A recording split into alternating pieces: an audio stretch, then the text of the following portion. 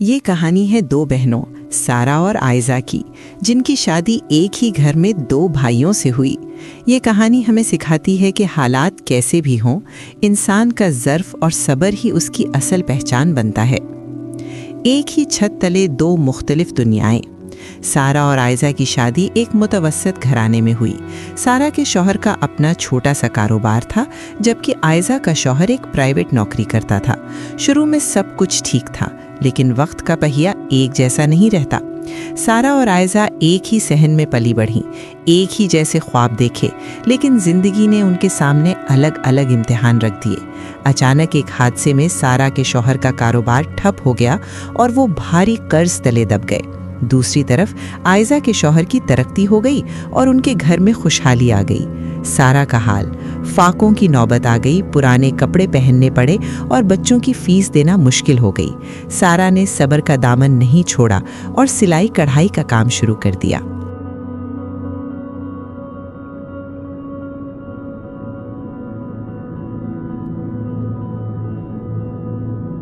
जब सारा के घर में गुर्बत ने डेरे डाले तो वो अक्सर रात को खाली पेट सोने से पहले मुस्कुरा कर कहती, या अल्लाह, तेरा शुक्र है कि तूने छत तो सलामत रखी है, रिज्क तो तेरी देन है, आज नहीं तो कल दे ही देगा।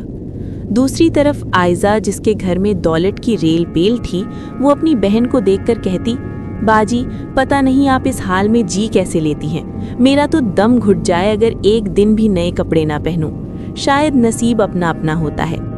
एक जज्बाती मोड़। आयजा का रवैया।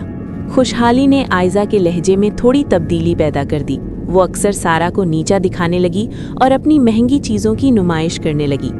मोड़। हिम्मत मर्दाम मदद खुदा। सारा ने दिन रात मेहनत की और अपनी बहन की तल्ख बातों का जवाब कभी बदतमीजी से नहीं दिया। उसने छोटी सी पैमाने पर कपड़ों का काम शुरू किया, जो आहिस्ता आहिस्ता मशहूर होने लगा। कुछ साल बाद किस्मत ने फिर पलटा खाया। आयजा के शोहर की कंपनी बंद हो गई और वो अचानक सड़क पर आ गए। अब आयजा उसी परेशानी में मुब्तला थीं जिससे सारा गुजर चुकी थीं। वक्त बदला और आयजा के शौहर की नौकरी खत्म हो गई। एक शाम आयजा अपने बच्चों के साथ सारा के घर आई। उसकी आंखें रो रो कर सूज चुकी थीं। आयजा, बाजी, मैं तबाह हो गई। मेरे पास बच्चों को खिलाने के लिए कुछ नहीं बचा और वो सहेलियों और रिश्तेदारों ने भी मुंह फेर लिया जो मेरी दौलत की वजह से मेरे साथ थीं। सारा ने मोहब्बत से उसके आंसू पोंछे और एक ऐसा जुमला कहा जो सीधा दिल पे लगा, आयजा, खुशहाली में तो सब साथ होते हैं, पर याद रखना, अल्लाह जब लेता है तो ये देखता है कि तुम कितना सब्र करती हो, और जब देता है तो ये देखता है कि तुम कितना बांटती हो। मेरी सिलाई की मशीन ने आज मुझे इस काबिल बना दिया है कि मैं तुम्हारे बच्चों का बोझ उठा सकूं।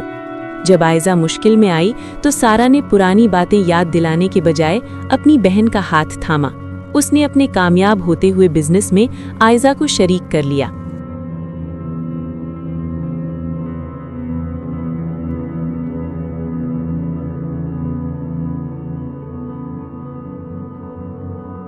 सबक। उरूज में गुरूर नहीं करना चाहिए और जवाल में हिम्मत नहीं हारनी चाहिए।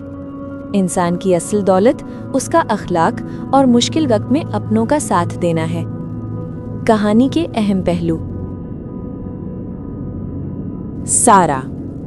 कामयाबी का राज, मुश्किल वक्त का रवैया, मुस्तकिल मिजाजी और बड़ा दिल, सब्र और खामोश मेहनत।